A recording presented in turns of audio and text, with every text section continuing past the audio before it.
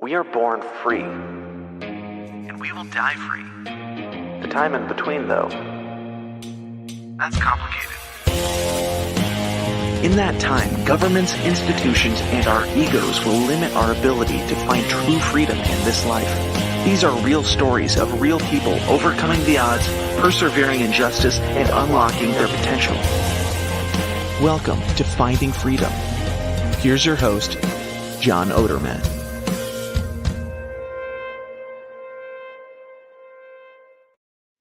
Hey, welcome into another episode of Finding Freedom here on the Lions of Liberty Podcast Network. And today, I'll introduce my guest momentarily.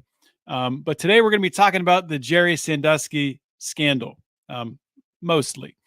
My guest has come into the fold of publishing articles and doing investigative journalism, looking into this Jerry Sandusky scandal. Of course, if you've been following my podcast, Felony Friday, before this one, Finding Freedom, I've done a lot of interviews on this scandal, this fiasco. I've interviewed John Ziegler several times, of course. I've interviewed Ralph Cipriano. I've interviewed Mark Pendergrast. I've interviewed Graham Spanier. I've interviewed John Snedden. I'm probably leaving someone off, but we've talked a lot about this case. So if you're someone who's not familiar with this Jerry Sandusky scandal and how upside down and just strange it is, I will link to all of those episodes on the show notes page so you can go and check them out. So if you're new to it, hang on. You can listen to this whole episode and then listen to that later. You don't have to drop off. But yeah. So, and then one other note before I introduce my guest: if you like what we're doing here, of course, join the Lions of Liberty Pride. Support us on Patreon. Get bonus content, all that good stuff. So, without further delay, let's bring in my guest today, and my guest is Frank Parlato. Frank is an investigative journalist, and his work has been cited hundreds of news outlets: New York Times, Daily Mail, Vice, CBS, Fox, New York Post, goes on and on. He's done some really pretty remarkable things. His work helped to expose and take down the NXIVM cult. Also, his coverage of the group OneTaste, starting in 2018, helped to spark an FBI investigation, which led to indictments of two of its leaders in 2023. Frank, welcome to Finding Freedom. Thank you, John. It's a pleasure to be here. It's a pleasure to have you here. And as I was speaking with you a little bit before the show, it's a pleasure to have you on board exposing the injustice with this Jerry Sandusky case. Probably going to spend most of the show talking about your work on that. But before we get to that, just so my audience can know more about your background and get to know, really what you're all about, what makes you tick. If you could, I went over high level, your work with NXIVM and your work with OneTaste, but if you could, give us a little more of a, little insight into what you did with those two cases from a investigative journalist standpoint. Well, I think that what I learned from working on various cases is that it's repetition that works. We look at advertising, and I think it's been long known by Madison Avenue executives that it's repetition that actually produces results. And I think one of the issues that we have, and one of the challenges we have with the Sandusky case, which we're going to solve, is that if you get a mainstream media story, for good or ill, it goes nowhere without repetition. And just to digress for a minute, with the Sandusky prosecution pre-trial, we had nothing but repetition and more repetition about how he was guilty. And what we need in Sandusky's case is we need to now counteract that intense repetition that we all heard, that he's guilty. And this was the reason I was successful with some of my campaigns in NXIVM and OneTaste with the Maid of the Mist, which I was able to end a monopoly. And the result was a $330 million more for the public. And I think in this case, the Sandusky case is maybe one of the great travesties of justice that was played out in public in front of everybody with Lincoln's statement that you can fool all the people. You can't fool all the people all the time. And some of the people you can fool all the time. This was a marvelous case of the media fooling almost all the people all the time. And now it's time to undo that. Yeah, and let's start to do that here today. So let's go back in our minds to 2012 when this whole thing erupted. And if there's people watching this, listening to this, who maybe think it's crazy that we're saying that there's another side to this Jerry Sandusky scandal, and Jerry Sandusky is indeed innocent. So that's shocking to some people. Maybe they're hearing that for the first time right now. So I'm going to encourage those listeners, those watchers to stick with us. And let's go back to 2012. I remember during that time when the charges were announced, and there were riots in the street, Penn State, after Joe Paterno was fired. The New York Times was coming out saying that Penn State was going to owe hundreds of millions of dollars or something like that to these so-called victims, and everything was stacked up to show that Jerry Sandusky was this monster.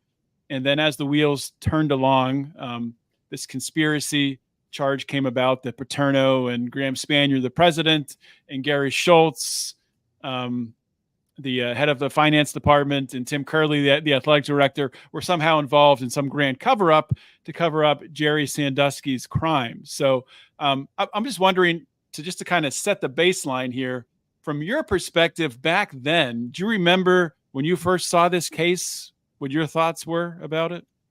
I do remember very clearly. I didn't give it much thought. It was background noise. But in 2011 and late 2011 and 2012, it was a prominent story, frequently reported with the complete assumption of guilt. And I didn't give it much thought. I just assumed that all of these reporters and everybody didn't get it all wrong. I was wrong. They did get it wrong. Yeah, I was wrong too, because I thought when that was happening, I thought he was 100% guilty. But it didn't make sense to me at the time, right? It didn't make sense to me when these cover-up accusations were coming up. Why would anyone cover up this type of behavior? And it turns out it didn't make sense, because they weren't covering up this type of behavior, because that type of behavior wasn't even happening. And we'll get into some of that. But let's fast forward. When did you first start to get a hint that something was off with this case, and it's not what it seems? Well, I didn't give it another thought since he was convicted. Not one thought. Probably never gave Sandusky even a second thought about being innocent or guilty. I just forgot about him. And then one day, one of my writers wrote a story on an unrelated matter. It had to do with a story in Connecticut. And they made a comparison to this official in Connecticut ignoring some kind of victimization, and made the Paterno-Sandusky comparison. I thought nothing of it. Man was convicted. I published my reporter's story. And within 24 hours, I've got a email from Dr. Frederick Cruz. Are you familiar with him? I don't think I am.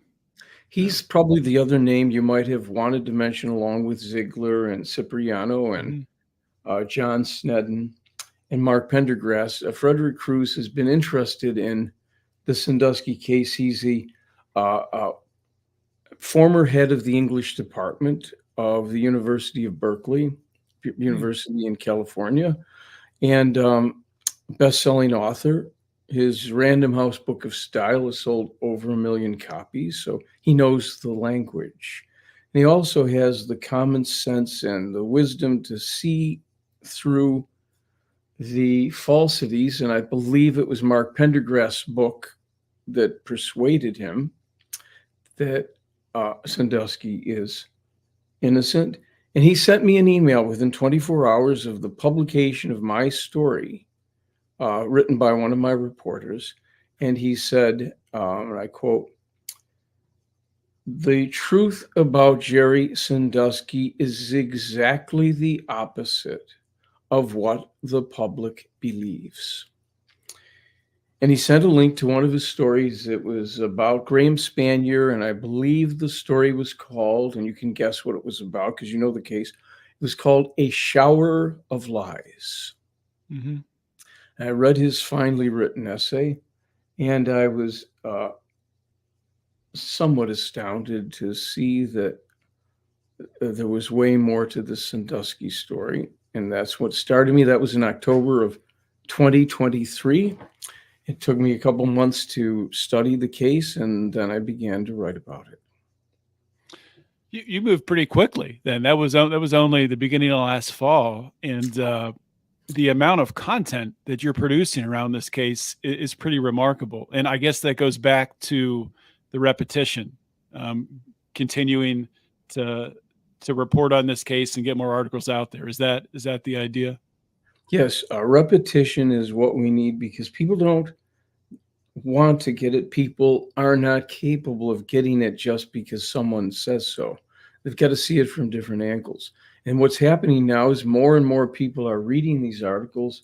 I'm corresponding with people all over the country and in some cases in Europe and in other continents who are surprised and are learning about this case. I think it's a textbook case of how the legal system can go awry. Yeah, it's an interesting phenomenon. Trying to convince people that Jerry Sandusky is indeed innocent and none of these abuses happened. And I say that because what I found from my own personal experience, not podcasting, but talking face to face with another human being about this case, can be a little bit difficult just because it's so incredibly complicated and everything in the case is upside down and people's incentives don't make much sense at first glance. When you start to dig deeper, I think they do make perfect sense. But just in fact, a week ago, 10 days ago, my wife and I were down in the Dominican Republic, and we have a couple that we're friends with that we were spending a lot of time with, speaking with. The wife went to Penn State, and I didn't bring it up. She actually brought up something joking about, they can't put the Joe Paterno statue back up because, and I said, well, none of that's true. Joe Paterno didn't cover anything up because nothing happened. And it's funny. These are good people. They might be listening to this now, but the husband goes, well, you got to be careful saying that. Somebody could be hiding behind a bush and hear you say that and cancel you. But I had to build up like a certain level of trust, though, to be able to even put this forward. I don't go up to strangers on the street telling them Jerry Sandusky is innocent. There needs to be a level of trust and a level of authenticity that people can kind of relate to. So is that an aspect of it as well? Building that trust up with a library of work? Well, I think that's part of it. And we're trying to crack a code here, you and I both in our own way. How do we explain it in installments, starting with a simple version of why you should even listen to me for another 2 minutes? You were talking to your friends there, and one of them or both of them went to Penn State. How do you get them to consider the truth? Well, I'll tell you, I'll tell you what, this is the line that works for me to get people to just really, they don't even say anything. They're just totally shocked, is when you tell them that Jerry Sandusky had incredibly low testosterone levels based on his own medical reports that were not even talked about at the trial. And also, Jerry Sandusky virtually did not have any testicles, which is also in his medical reports, which were uncovered by Ralph Cipriano and John Ziegler that was going to be talked about in a Newsweek article that never occurred. When you say that, people are like, "Well, what are you talking about?"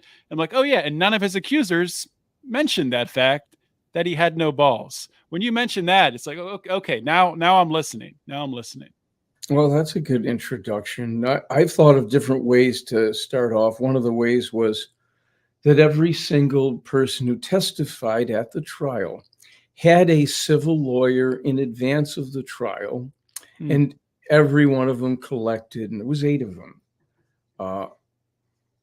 more than $1 million. One fantastic liar by the name of Sebastian Payton, he collected $20 million. And I think that's an interesting tidbit. Another interesting tidbit is that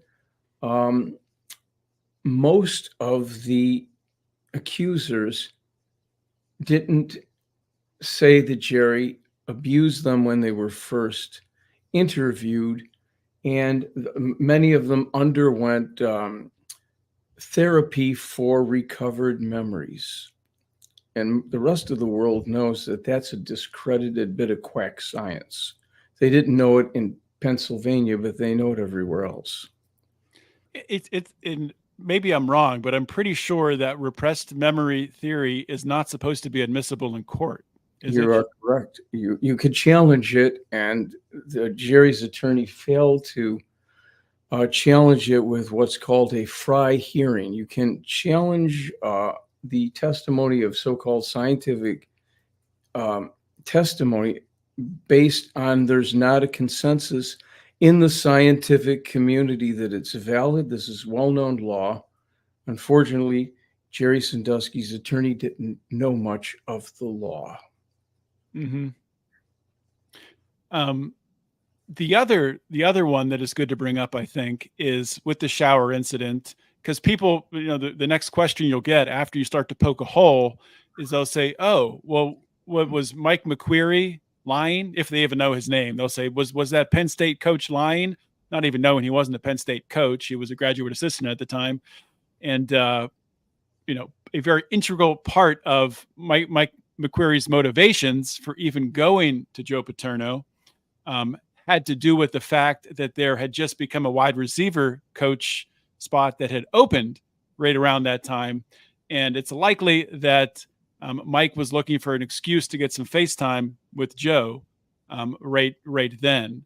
And that's not even getting into the dates of the shower incident, which they got wrong in the initial grand jury report.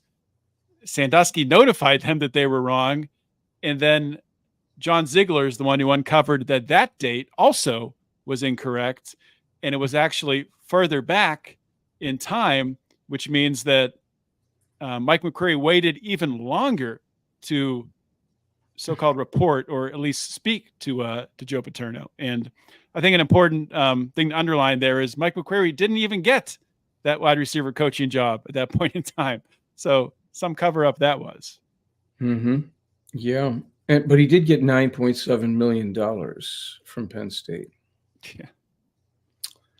So I would agree with you. The shower story is what got the greatest amount of media publicity. It launched a whole media mania, and it was false. There was no abuse of a boy in the shower. Yeah, and the boy in the shower, for those that don't know, Alan Myers is his name. And right after Jerry was charged, he wrote a letter defending Jerry Sandusky, saying that he's a good man. This isn't true. Mm-hmm. he wasn't he wasn't at the trial. He did not testify at the trial. At the time, the prosecutor said that this victim, the shower victim, number 2, was only known to God, which was a lie. The prosecution knew about him. The defense knew about him because he'd gone and he'd spoken to Jerry Sandusky's lawyer when these charges came down. So what do you make of it, and what do you know about Alan Myers? Well, Alan Myers had the bad fortune, I'll say, of having an attorney by the name of Andrew Shubin represent him. And while it is true that Myers collected almost $7 million for disappearing during the trial, he betrayed a friend of his and essentially was willing to let his friend, a man who had done a lot for him, Jerry Sandusky, fall to life imprisonment because he got tempted by Shubin's promise of money. And so he's in my opinion, Myers is a kind of a tragic figure, a coward, a knave, a man who had the chance, who started off brave. He stood up and said, no, Jerry didn't abuse me. He was there at my wedding. I introduced him like my father at events. I brought my kids to him. I went with Jerry to see his mother at her final viewing. And then money came. He got the taste, the thought of money, met this rascal shyster by the name of Shubin, an attorney, and he couldn't bring himself to lying in the court about Jerry abusing him in the shower, so he compromised his soul, and he hid out during the trial. He hid during the trial so that Jerry couldn't call him to defend the shower scene for the innocent event that it actually was. You know, with something like that, with Alan Myers doing that, coming out initially, supporting his friend, supporting his mentor, someone he looked to as a father figure, Jerry Sandusky, how much do you think that has to eat away at him? Well, I hear he's fall down drunk these days, just a fall down drunk. I hear that he's a drunk. And I think it eats away at everybody. People say, oh, the small voice of conscience will never haunt me. I will steal and rob and kill, and I'll never repent. But I don't know how long you can do that if you got a spark of decency. I think it eats away at that. And as you look at what these guys are doing, and I've been watching these accusers, a lot of their lives have fallen to pieces. Mm-hmm. Yeah, I saw a recent article that you put out. Accuser number 1, Aaron Fisher, was recently stabbed in a knife fight in the Jersey Shore. Right, what happened I have there? photos of that now. Photos of his lying on the ground. It was an interesting thing because he's apparently blown through his $7.5 million. His mother's poor mother, or bad mother, whatever it is, she doesn't even have a car anymore. They bought all these fancy cars. She has to beg her friends to give her a lift. So $7.5 million to betray your friend, but where is it now? Yeah, it's crazy when you start digging into the individual lives of all of these accusers. And another one that you've written about quite a bit is Matt Sandusky. And that's another one that people point to when they say, well, his own son turned against him during the trial. And it's easy to say that if you know nothing about Matt Sandusky. Matt Sandusky wasn't Jerry and Dottie's biological son. They can't have children because Jerry doesn't, probably is not able to have children. and they adopted Matt Sandusky when he was 18 years old. From what I understand, he basically begged them to adopt him at that time. So, well, that's true because he got a 75% discount to go to Penn State because he was Jerry's adopted kid. Otherwise, he would have had to pay more. But it was Jerry, in a way, it was Jerry's fault because Jerry encouraged this fool to go to college. Jerry encouraged him to live a clean life. Jerry pushed him to study, and he made deals with this kid, this 18-year-old kid, Matt Sandusky. You go to college and you stay on the straight and narrow, and I'll pay for it. I'll help you. You live in my house, and I will guide you and help you. And this rat turned on his friend and bit him. Yeah, that's exactly what he did. As soon as he saw that the gravy train was going to be gone, and Jerry was going to be convicted, he flipped right then and there. If anyone has any doubt and they think Matt Sandusky is a decent person, watch his interview he did with Oprah. I don't know if you've watched that. Anybody who has any sense of people and detecting liars, you watch Matt Sandusky talk there. I don't know how anyone can have any respect for that guy. That's a good point. Oprah should know better. After all, she's a world figure, but she was a gullible reporter that day. Mm-hmm. Indeed. So I did hear your interview you did with John Ziegler several weeks ago, whenever that was, which was very good. John, of course, is not optimistic at all about Jerry becoming and being exonerated. It doesn't sound like you're talking about, breaking this down. I think you said earlier this interview that we are going to, break this wall down and exonerate Jerry Sandusky. So, how do we go about doing that? And like in the eyes of the court system, how can that happen? Is that going to be an internal Pennsylvania court that does it, or does this have to go outside of Pennsylvania? Well, I'll tell you really where it's at. First, to speak about Ziegler. Ziegler is an amazing character. And without Ziegler, we probably wouldn't be here now. I mean, I know I wouldn't be here. Yeah. I've learned everything I know about the case from him pretty much. He's the guy when no one else in the world dared to. You need a maniac like him. He was willing to shout to everybody that when he figured out Sandusky was innocent, he didn't give a damn about what anybody thought. He didn't care if he was canceled. He didn't care if he was hated. He was an incredible figure in this case which is historic and will be remembered for a long time. Without him, nothing happened. Nothing would have happened.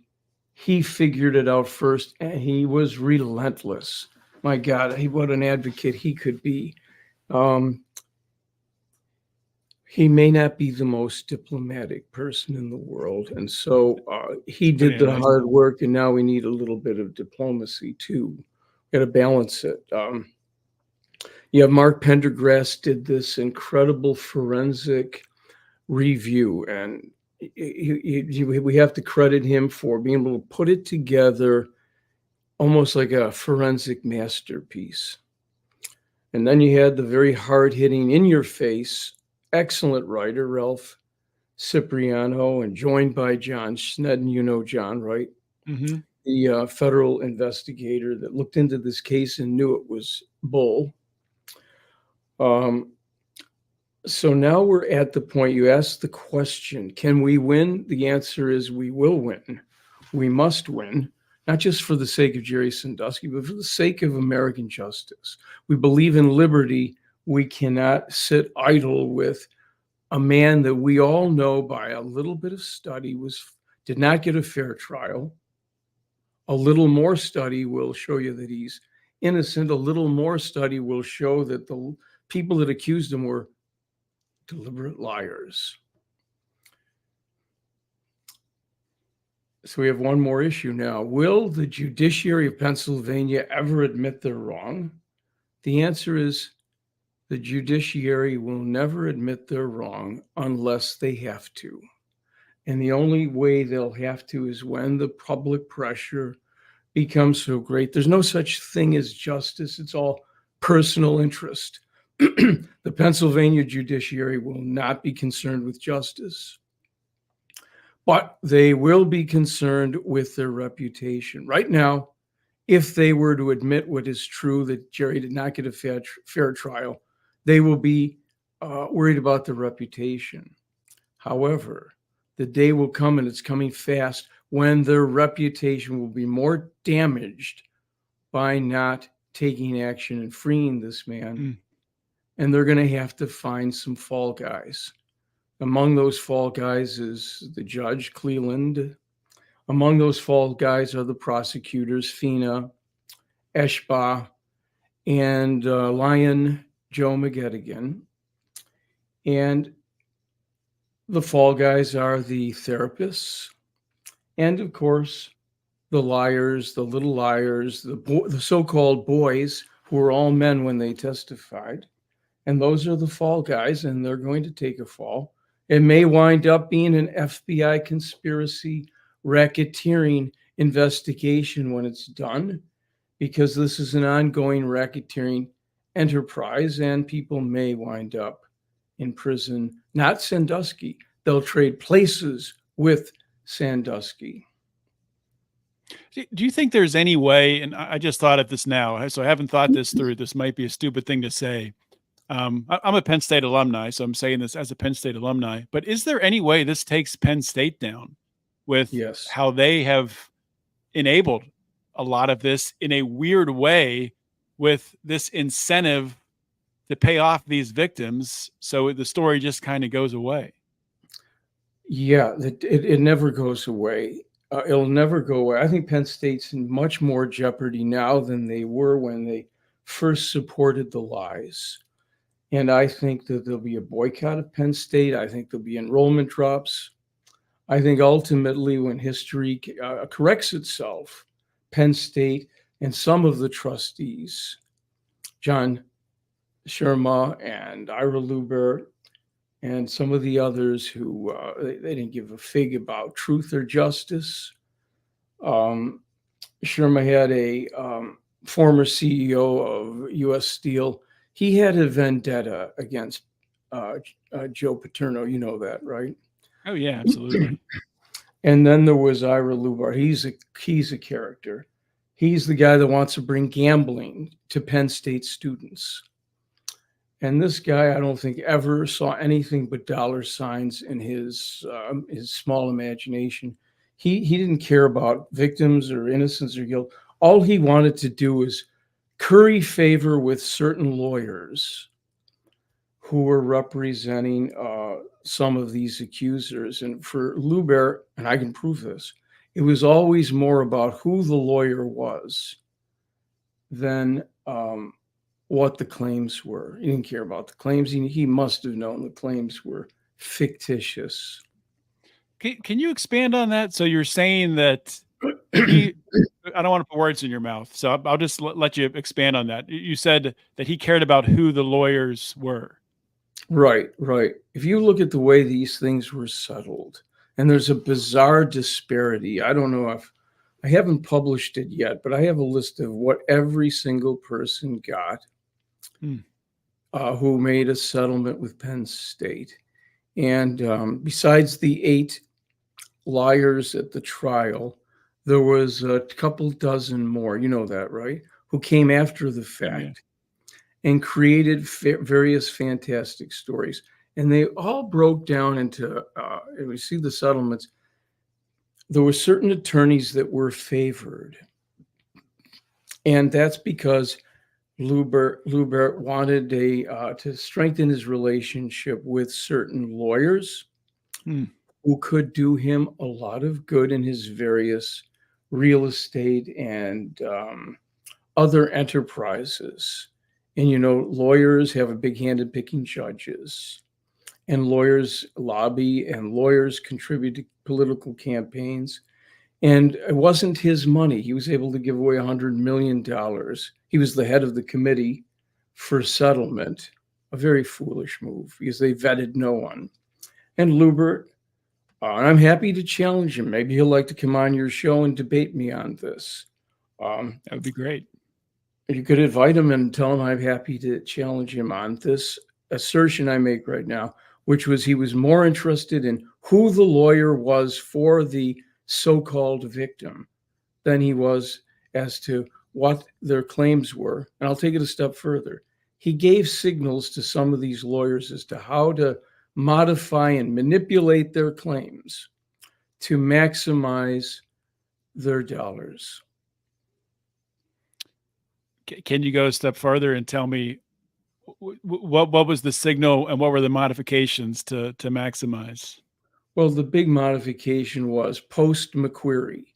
If you had an allegation as a so-called victim that you were abused before McQueary, just lie piled on lies. But McQuery had a date. It started at 2002, as you pointed out. Then they moved it back to March, I believe, of 2001, or maybe it was February. Yeah, it started after 9/11, and then they moved it back before 9/11, which would be 2001. Yeah. And then it moved. Ziegler got it right. Ziegler pegged it at 2000, the month of December, I think 29, 2000. That's the probable only date that Jerry Sandusky would have been there at the locker room, the Losh building, doing nothing wrong, by the way.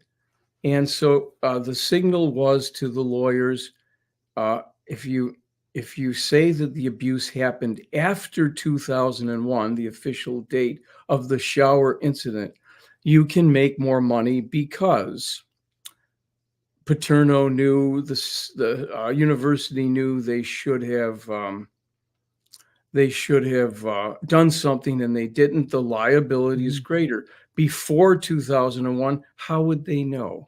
So liability is greater, we'll pay you more. But what I found astonishing was Luber agreed to pay at least two men who were beyond the statute of limitations. They couldn't have collected money in any court in the land.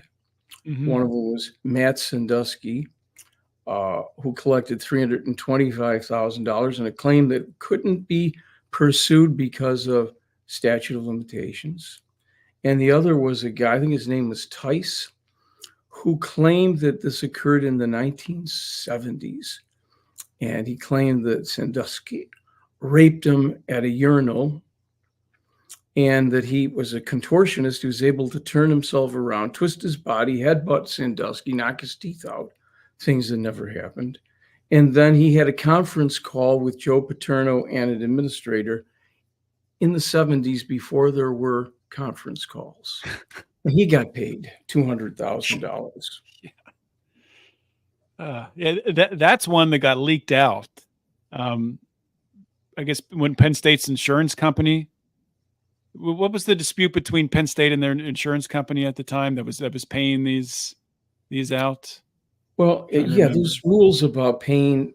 Luber persuaded everyone, the trustees, that hey, we're giving away this money. What's the difference? The insurance company's going to reimburse us.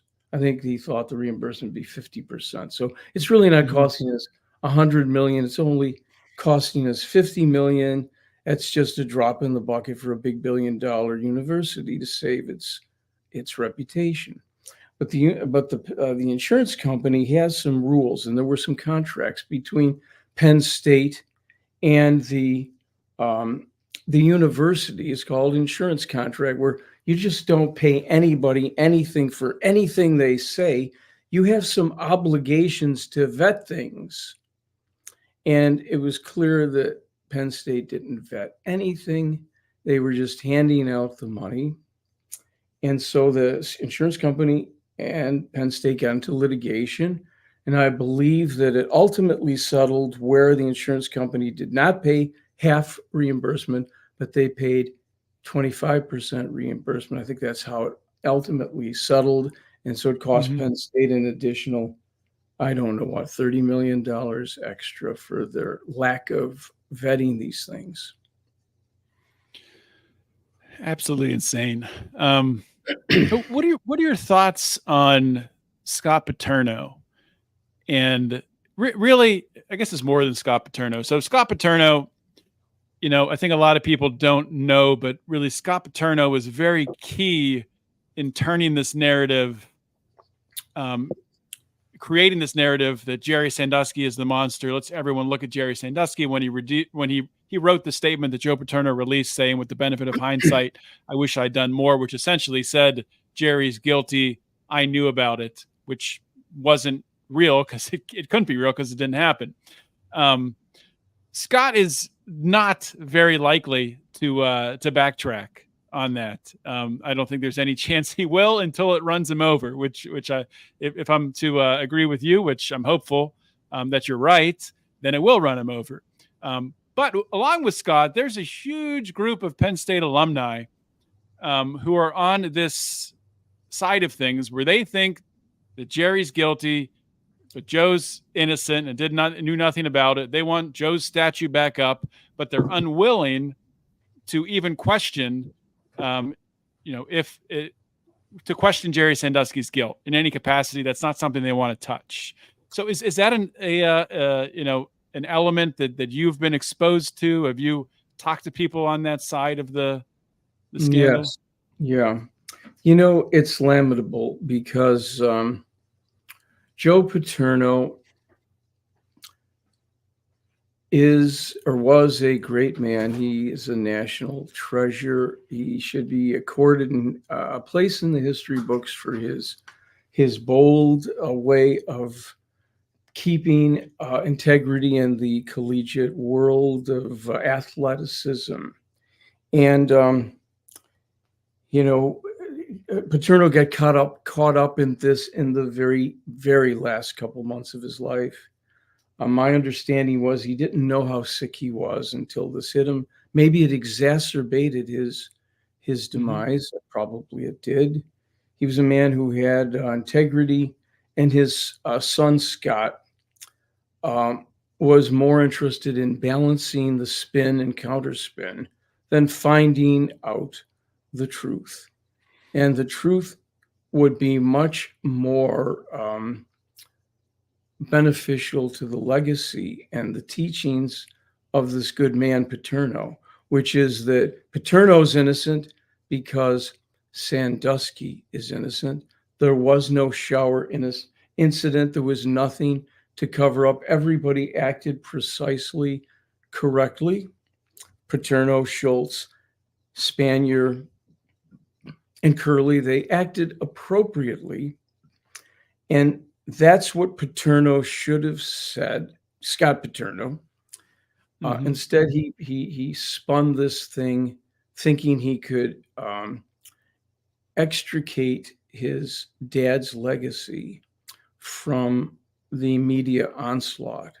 Had he stood for the truth, he would have been a braver man, but he acted according to his comprehension.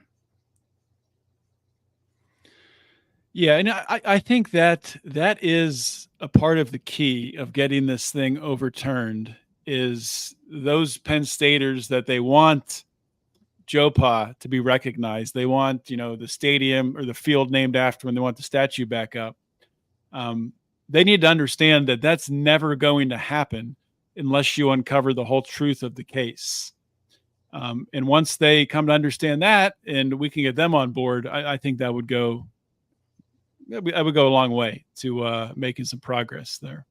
It's one way. I think that Penn State's in for some bad times now as this thing spreads, and it will spread. It's a fire right now. It's going to grow into a burning fire. Sandusky's innocent, and that can be shown. And what's going to happen is Penn State's going to get the brunt of it. And I think you're going to see people fall away, look for other colleges and universities to attend, because we want our young people to go to institutes of higher learning, and higher learning would not tolerate a conspiracy to allow a good man to be imprisoned for the reputation of an institution. That's not higher learning. Penn State is an institute of lower learning, and I think donations are going to fall off. I think enrollment's going to fall off. As this thing spreads, there will be a lot of burned bushes and trees and burned fingers.